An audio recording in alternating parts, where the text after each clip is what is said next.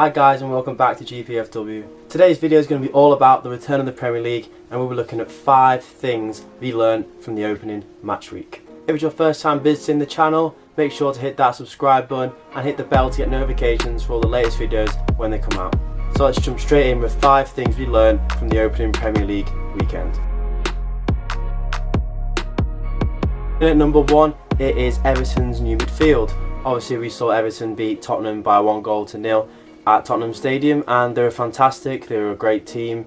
They showed something that we haven't seen last season, which was a brand new midfield. So the new signings of Abdoulaye Doucouré from Watford, Allen from Napoli, and of course the star signing, James Rodriguez, all came into the starting lineup, and they proved to be fantastic additions, and they gave Everton's midfield a certain steel that they didn't have last season. You know, they've gone from the likes of Gomez and Tom Davis and Sigurdsson to the 3 we just mentioned, and there was a huge upturn in quality,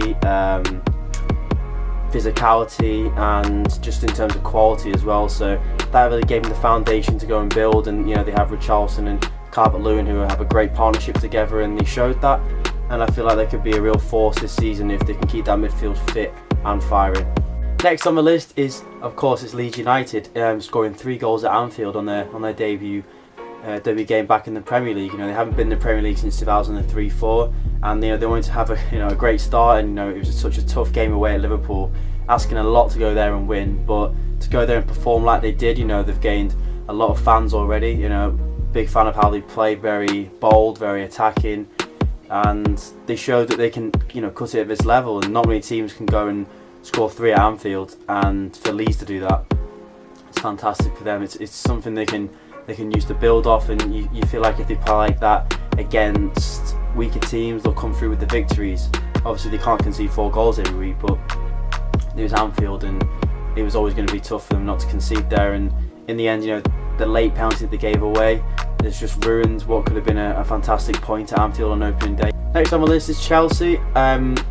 For me, there's a long way to go for Chelsea in terms of their team and how they're gonna end up playing this season. And obviously, a lot of people give them stick for the performance last night. It wasn't the best performance. Not had a lot of possession. Brighton had the chances, especially Lewis Dunk at 2-1, but they came through with to score 3 goals and win when you're not playing very well. It's a good sign, if anything. But obviously, we only saw Werner and Kai Havertz play last night, and you still got Ben Chilwell to come in at left back. Thiago Silva will come straight into that team. Edward Mendy is very close to signing, so you'll probably get to see him go straight into the team as well. So there's 3 straight into the back line for starters, and then obviously you've got Kovacic to come back into the team. He was suspended, and then Ziyech was injured, just a little niggle, so he'll be back within 2 weeks. And obviously Christian Pulisic as well. So you're looking at almost like a brand new team when they get to full strength. So for Chelsea have a long way to go, and whatever happens this season, the team is going to take shape, and once it takes shape, it's going to be a fascinating watch. Next on the list is Leicester City and their away win at West Brom. It might not seem like much on the outset, but when you're looking at their season last season, when they were pushing the top 3, top 4 for the most of the season, and then they just fell away at the end to finish outside the top 4. People will say a lot about they lost Ben Chilwell for a lot of money. They haven't replaced him. They haven't really spent much on signings and signing big players with the money they brought in, and for them to push to the next level, they need a player or 2, but they haven't gone and done that. And people might think that this season the Arsenal and Tottenhams will come back stronger, and Everton come back stronger as well. You'd feel like that Leicester might be the ones to just fall down the pack a little bit, and a team like that doesn't just happen. I don't see them falling off too far. I think the quality that they do have. James Maddison was missing for a lot of the last part of the season. He's going to come back in when he's fully fit. He came off the bench against West Brom. Jamie Vardy still scored goals, like it's his job, which he does all the time. And you still got Ricardo Pereira to come back at right back as well. So you've got a team here that is very similar to last year, and if not better than last year with the experience they do have. Obviously they've got European football to contend with this year, which might be a problem for them in terms of their squad. But apart from that, I feel like Leicester, it'd be silly to write them off finishing top 6 again. Before I reveal the final one, I just wanted to give a honourable mention to Newcastle's start, with Callum Wilson coming in on debut and scoring, and Jeff Hendricks as well, both new players, so they started off well with a good win at West Ham.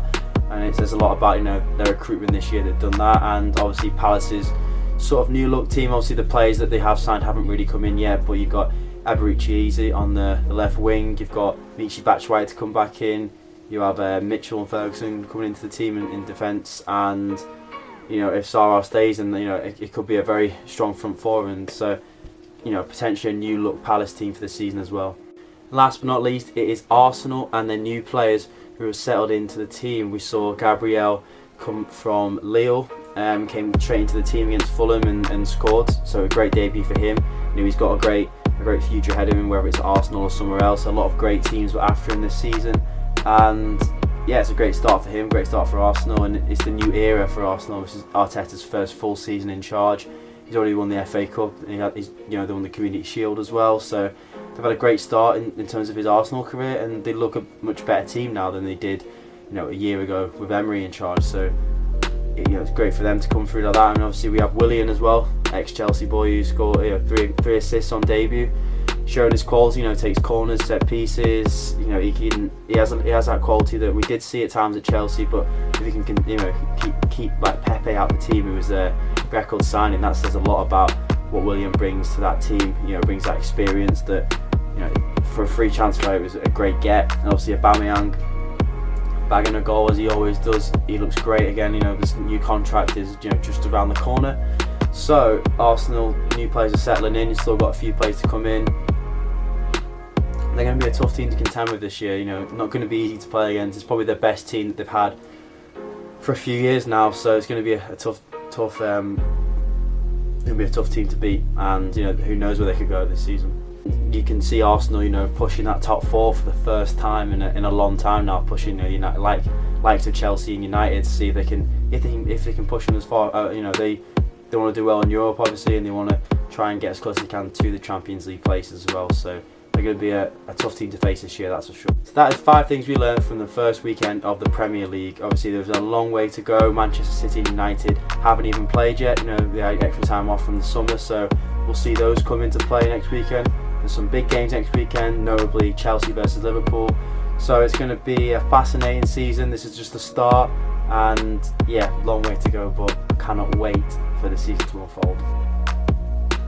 So thanks for watching this video. Make sure you like, comment, subscribe, and ring the bell to get notifications for all the latest videos that are coming very, very soon. As always, thanks for watching, stay safe, and I'll see you soon.